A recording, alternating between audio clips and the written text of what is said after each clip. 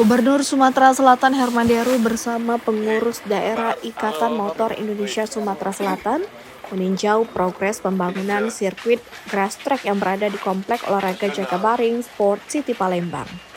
Saat ini pembangunan sirkuit grass track sudah mencapai sekitar 80%.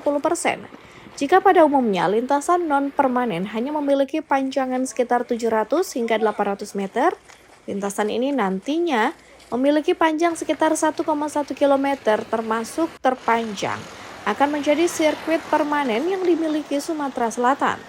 Gubernur Sumatera Selatan mengatakan grass track ini akan digunakan dalam kejuaraan motor cross tingkat nasional yang akan dilaksanakan pada 16 hingga 17 Agustus mendatang.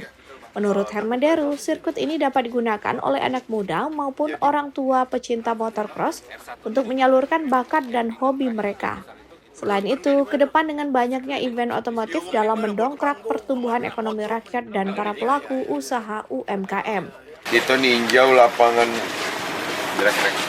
grass track atau sirkuit untuk grass track ini yang sudah berskala nasional ya, dan ini nak dibuktikan ada kejurnas di Agustus 16-17 Agustus ini kita adakan dan kita jadi tuan rumahnya. Apa ini ku ajak IMI untuk kita siapkan lapangan ini, bukan hanya sekedar untuk narik kejuaraan-kejuaraan di sini, bukan itu baik, tapi kita yang paling penting adalah mana anak-anak muda kita, para crosser atau yang punya bakat motor cross, jangan di jalan raya. Jadi inilah tempatnya, tempat berlatih, tempat bertanding yang sudah skala nasional, sudah sesuai dengan standar IMI. Bagaimana mendorong dampak ekonomi dari kegiatan ini Pak kira-kira Pak? Ya jelas ya, kalau kita buat sirkuit permanen itu, kita membuat event itu lebih tertata gitu. Dan kita sama-sama tahu bahwa otomotif ini adalah olahraga yang paling gampang untuk mengumpulkan orang. Dan tentunya pada saat ada event ini nanti akan bermunculan. Seperti besok di sini ada drag ya, ada drag race besok sama drag bike. Itu UMKM akan